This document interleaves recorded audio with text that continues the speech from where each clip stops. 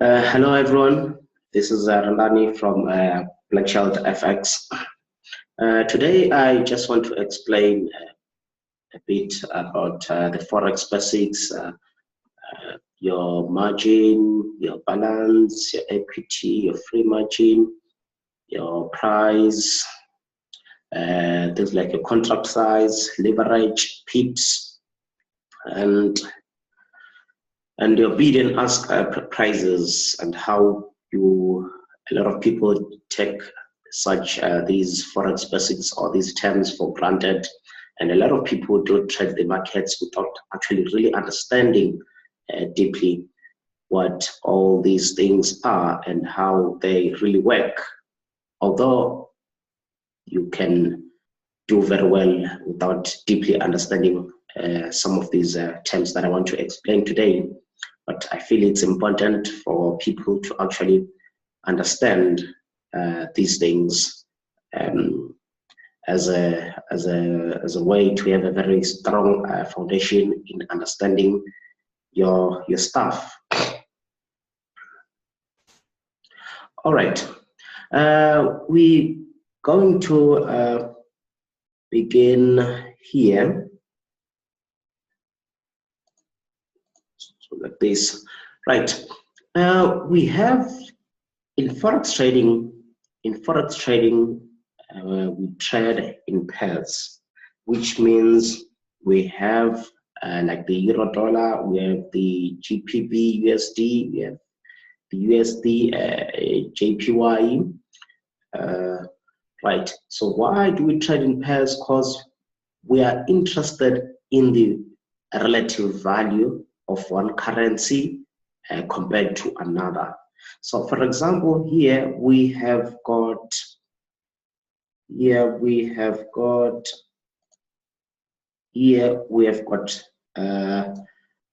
this current price. That is the current price on the market right now. This price here, that's the current price on the market right now.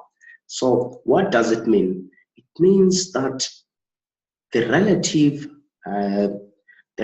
value of the euro to the dollar is 1.06355. So you need that much. Of euros, of dollars, to get 1 euro. Let me just right. For example, let's go to the dollar against the yen. That's the current price. That's the current price in the market right now, right? So what does it mean? You need 115.186 Japanese yens to get $1.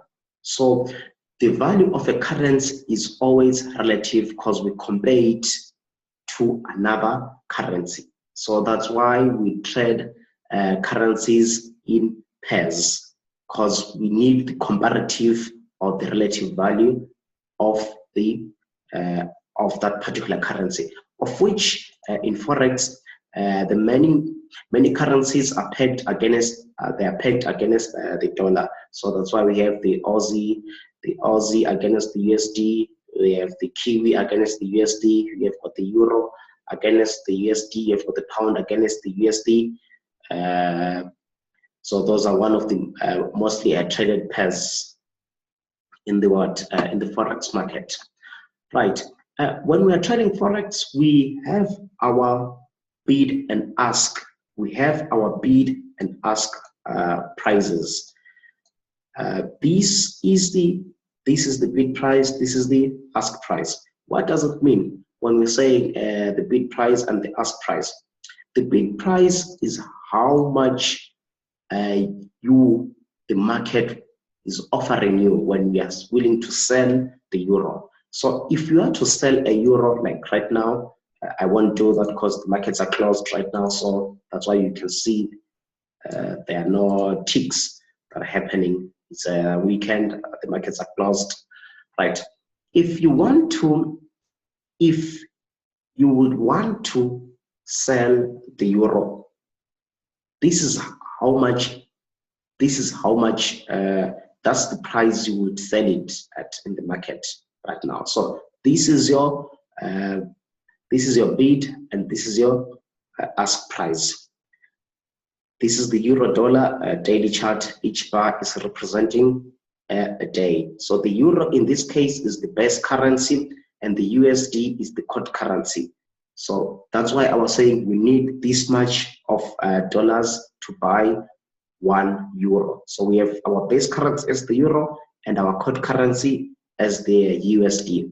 Then this price here, this price you can see, this is the high price for that session. This is the open.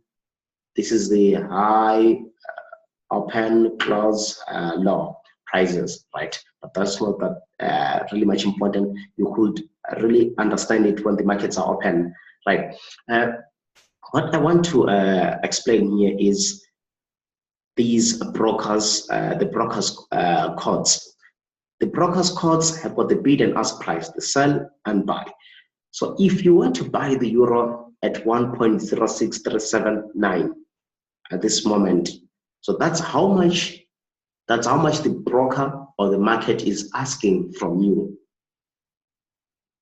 for 1 euro. It's asking that amount of dollars for 1 euro at the moment. That's how much the broker is asking from you. So if you are to buy the euro at that amount, your transaction will be opened with that, will be opened at that price.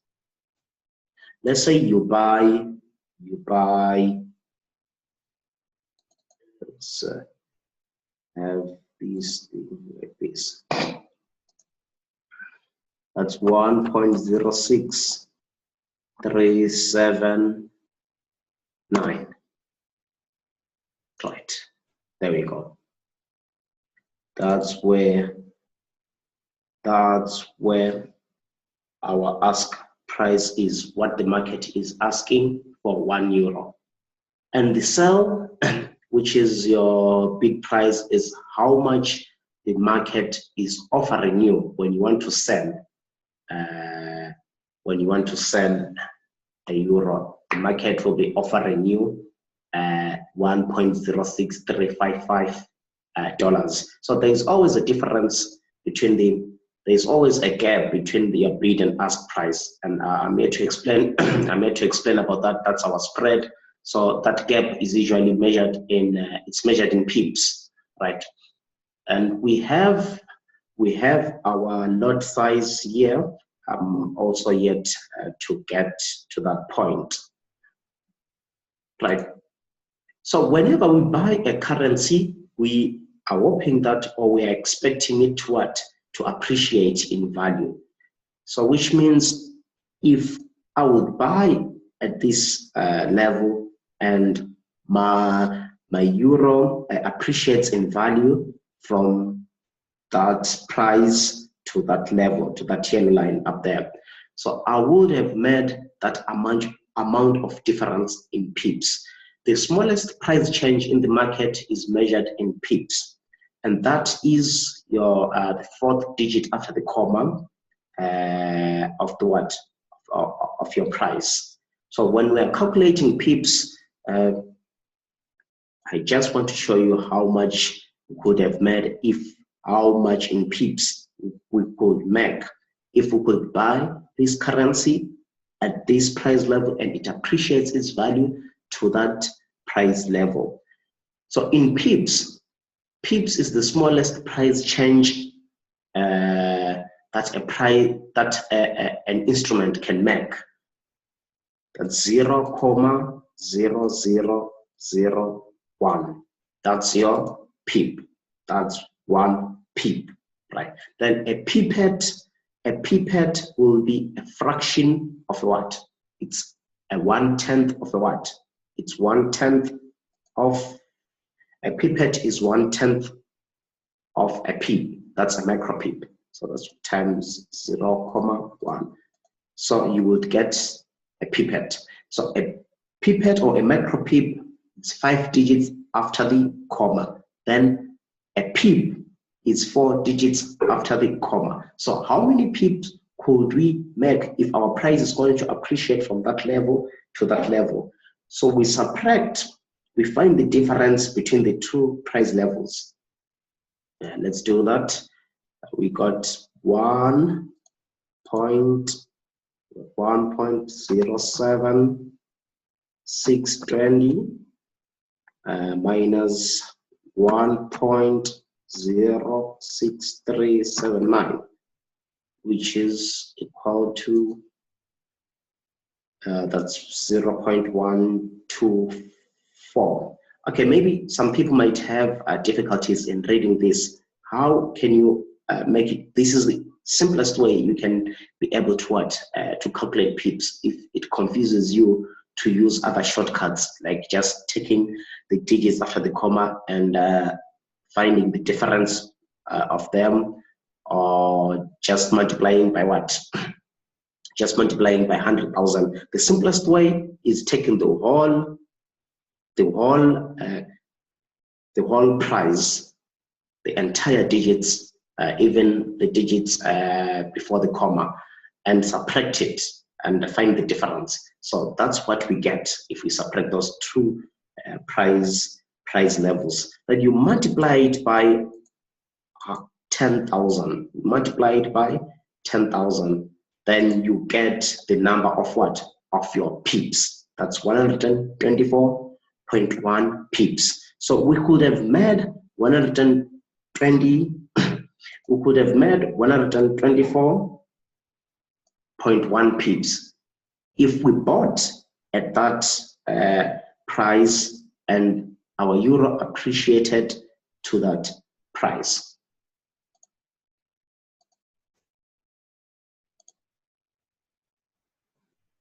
And if you want to, if you would want to put it in micro pips or pipettes, you will just multiply it by 100,000. 100,000 is the standard lot size in the markets, which is equals to like one standard lot. That's 100,000 units of a currency, right? So it will be, we're going to have, if I would have multiplied it by 100,000, I was going to get 1,241 micro pips, right? If I would do a sell, at that price level, and the price goes in my favor, again, I always like making examples of price going into my favor, right? I don't like being pessimistic when I'm doing some demonstrations for Forex. I always like to say no when the price goes to my favor. Okay, when I will do a sell at that price level and the price goes to my favor and the price does come down to that level and I do take my profit there, how many pips would I have made, right? So we do the same thing. We take this price level and subtract that price level, and the amount and the figure we get, we multiply it by 10,000 to get our pips, and we multiply it by 100,000 to get our micro pips or pipettes. Right. I want you to get very clearly what exactly will be happening when we are doing this buy and sell transactions, right? What exactly is happening when you do a buy? Remember I said we have our bid and ask price. Our bid is on the sell side, our ask is on the buy side. So when I'm doing a buy, right? That's how much I'm buying a euro. That's how much a euro costs at that moment in the market.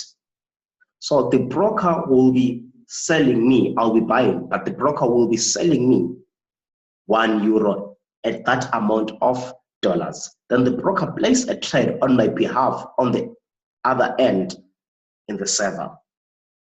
So same applies when I'm doing a sell. We sell at the bid price. The broker will be buying the broker will be buying a euro from me at that amount of dollars per euro. So I'll be selling a euro in the market, right? But in the other way, you can put it like the broker is actually what? Is actually buying the euro at that amount of dollars, at that amount which is the bid price, and they place a trade on your behalf on the other end. So it's like that's how the market works. So that's why you always find that it's always the case that your ask price is greater than your bid price. Why? Because we have something which we call a spread.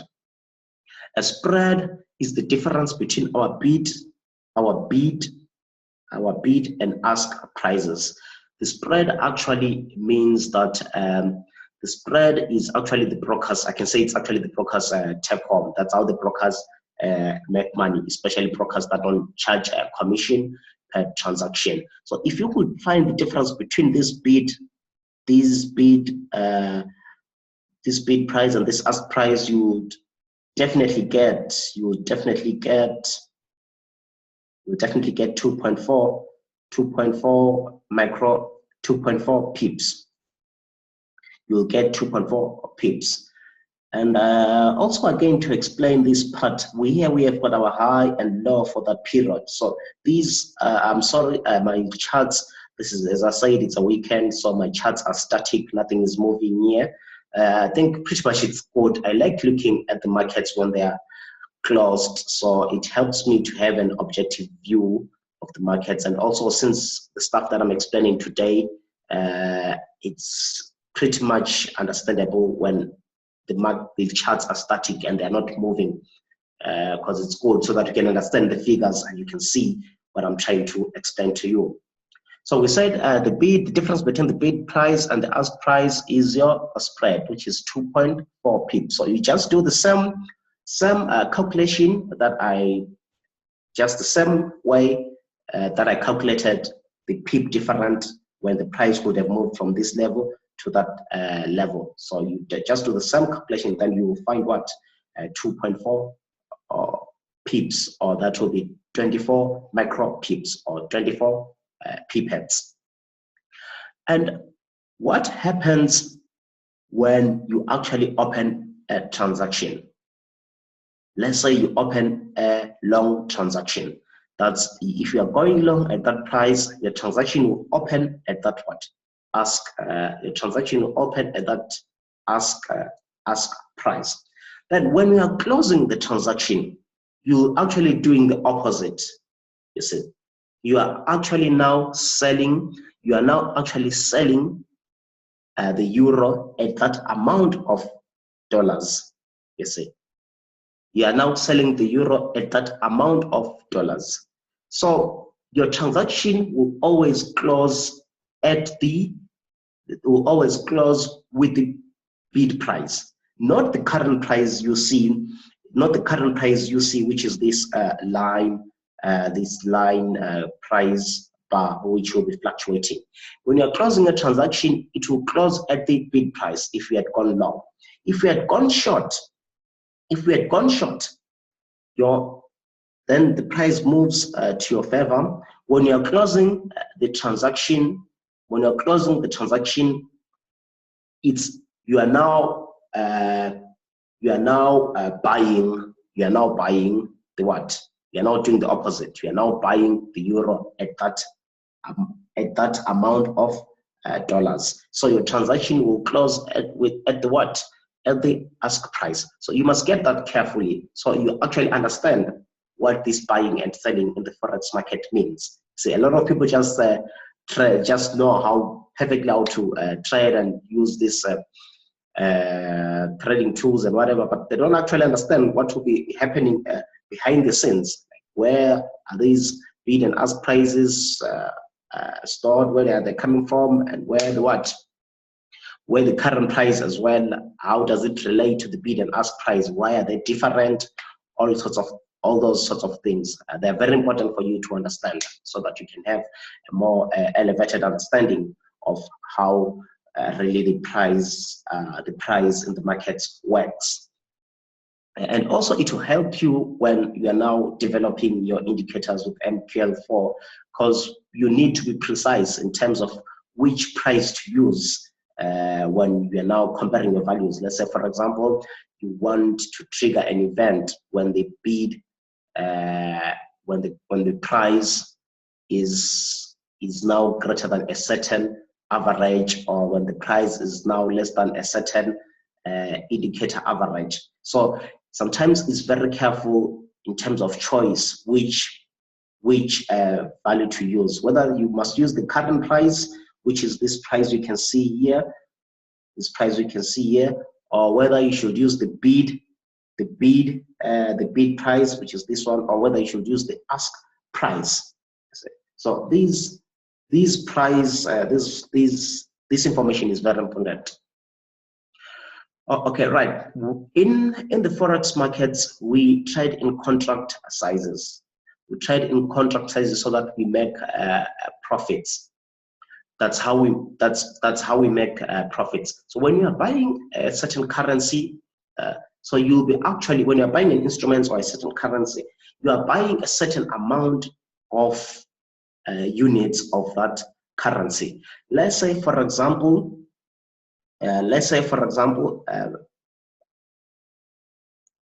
I want to buy 10,000. I want to buy 1,000 units of the base currency, which is the euro in this case, in the charts that I'm presenting to you. That will be your 0.01 lot size. So in other terms, what I'm trying to say is, if I'm using a 0.01 lot size here, it means that I am buying 1,000 units of the euro, which means I'm buying 1,000 euros in the markets. Say, we have our standard lot, which is 100,000 units. We have our standard lot, which is 100,000 units, which is equal to one lot size. We have our mini lot, which is 10,000 units, which is equal to 0.1 lot size. Then we have our micro lot, which is 1,000 units, which is 0.01 lot size, and so on. So, like for example, 0.02 will be a 2,000, 0.03 will be a 3,000, 0.04 will be a 4,000, just like that. Your 0.1 will be a 10,000, your 0.2 will be your 0.2 will be your 20,000. So that's how the table of lot sizes works. Again, it's the units of the base currency. So get it right. We are buying units of the base currency because the USD is our quote currency, which is this value here. That's the quote. That's why these are the quotes against the what? Against the euro. Prices are relative. The only way you can value a currency in the markets is having a comparative value or a relative value against another currency. So with markets, with Forex, or with markets, financial markets, each pip movement, the value of each pip movement is calculated, or is based on what lot size or volume you use, right? Like for example, if I would trade a mini lot, that will be $1. Each pip movement will be $1. A micro lot, each pip movement will be 10 cents. A standard lot, each pip movement will be a standard lot, each pip movement will be $10. You can apply the same metric on this table. You can apply the same metric on this table to get the value of each pip, depending on the lot size which you used. Let's say, for example, I had opened this transaction at 0.01, and I want to find how much in dollars would I have made if the price would have moved from that yellow bar close to the current price in the market to this yellow line. So remember, we calculated and we found a value of 124.1 pips. So I would multiply that by how much? By 0.1 dollars. That's 10 cents. So that I can find how many dollars would I have made. Let's do that. Come here. Sorry for that. Right. So 124.1 times 124.1 times, that's times 0.1. Yeah, times 0.1, because that's the value of each pip if we are buying at that contract size or lot size, which means I would have made a $12.41 cents. Right.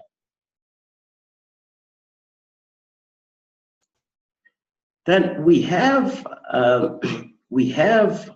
what we call our leverage.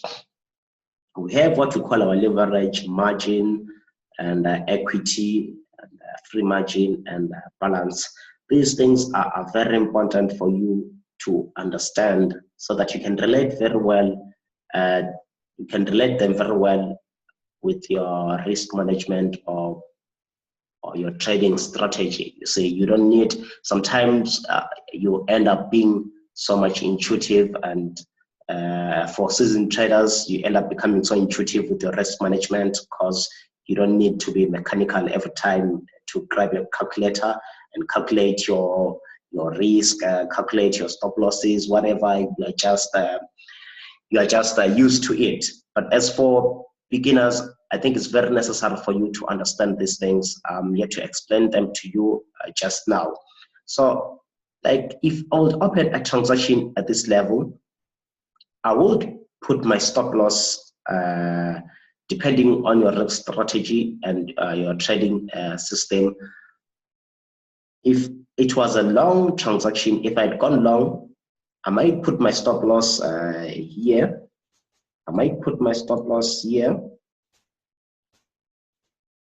I might put my stop loss here, and I might put my take profit maybe somewhere there, right?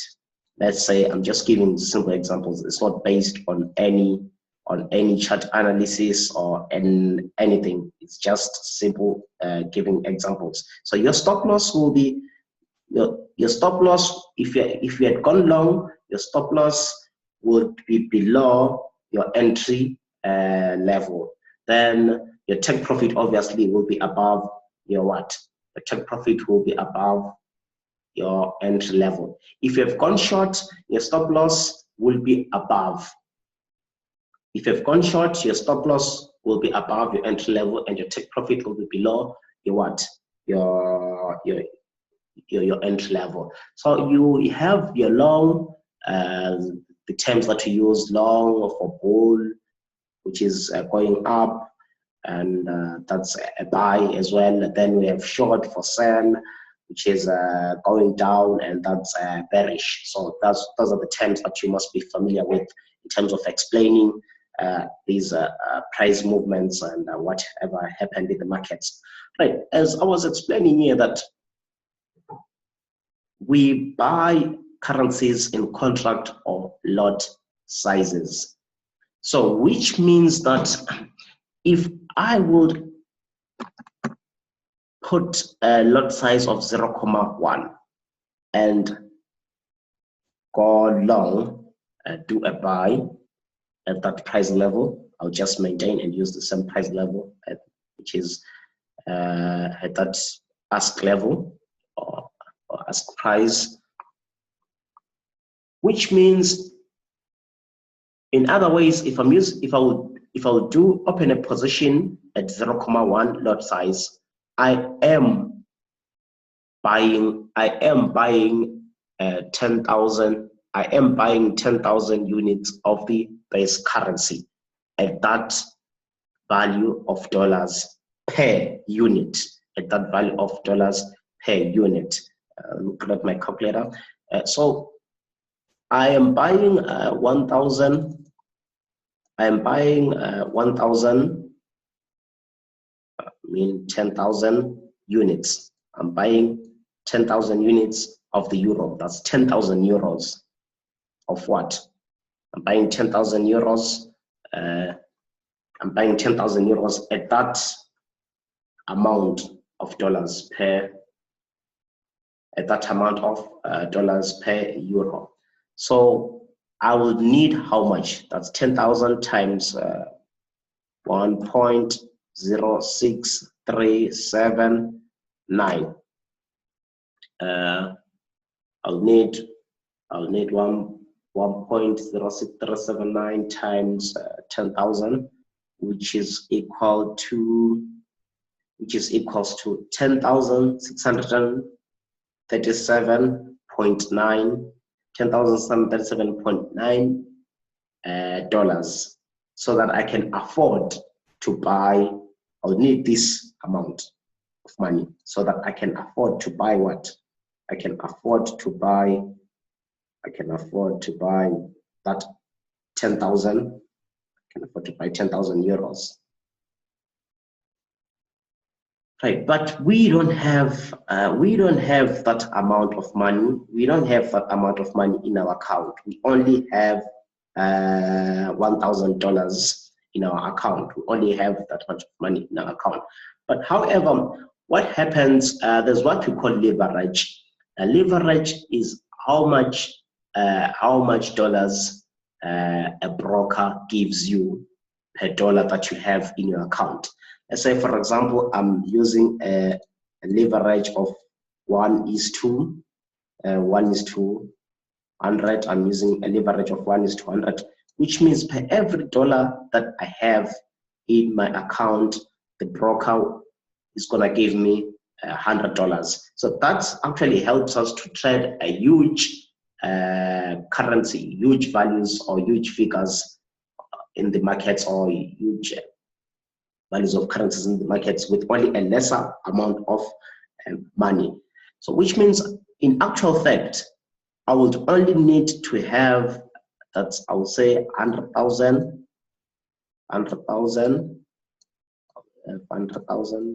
times 100,000 times 0.1, which is the lot size which I used, times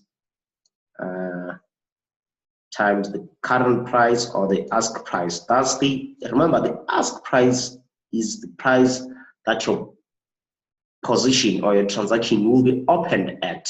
Your position won't be opened at this price. The position will not be opened at that price. It will be opened at the what? At the ask price. So times that ask price.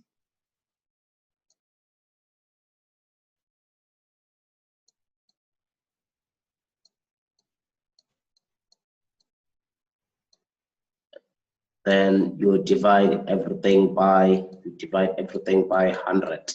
Right? You divide everything by 100, which is your what? Your leverage. Right. So you will need that amount of what? You will need that amount of dollars so that you can be able to buy 10,000 units of the best currency, which is your what? 10,000 units of the euro, so that you can afford to buy 10,000 euros at the markets. So this is how much important leverage is. So I will do it on my calculator so that you can actually see the exact values that I'm talking about.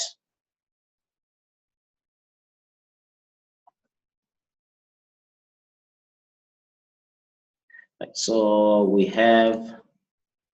going to have this 100,000 times 0.1, our standard lot size, times 1 times 1.0379. Then we are going to get that, then we divide it by 100, then we get, so I'll only need this amount of money.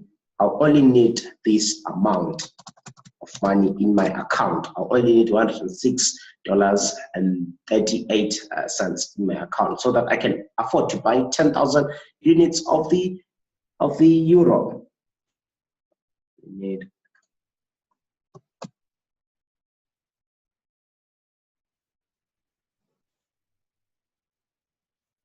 So I'll need 125.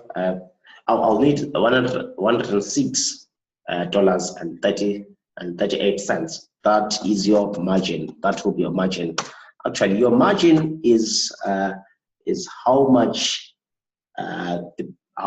you need to have in your account so that you can be able to open a certain position. So when you open that position at 0.1 at that ask price or the price, the broker holds back that amount of money. It holds back that amount of money from your from your account. So that's the money which holds your transaction, which will keep your transaction open. Right? That will be your margin. And your leverage,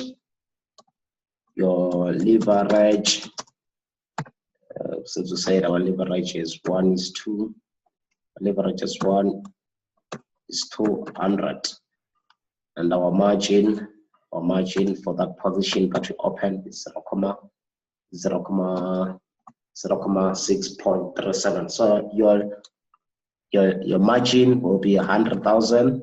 The formula will be 100,000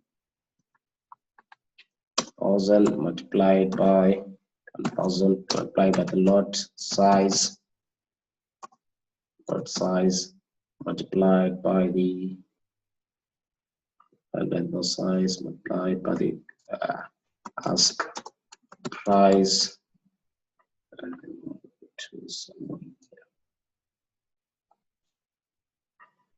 and divide everything.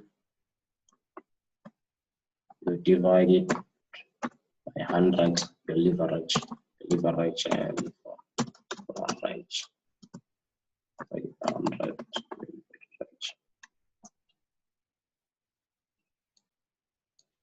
So your margin will be 100,000. That's the easiest formula you can use so that you can be able to understand exactly. There are other shortcuts that you can do. You don't need to every time just pull up the whole formula there.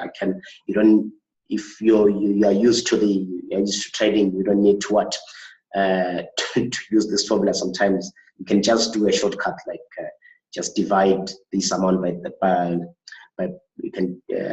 that amount. But this, I'm doing it for the beginners so that they can actually understand what margin is. They can actually understand, not only be able to calculate margin, but actually understand where margin is coming from, why we have it, see, and understand how it is related to leverage. So that's the formula for calculating your margin. So you can have a leverage of 1:500. Let's say if I had a leverage of 1:500. So in this case, I was gonna have to divide my calculation by what? By 500. I had to divide my calculation by 500. So which means since the leverage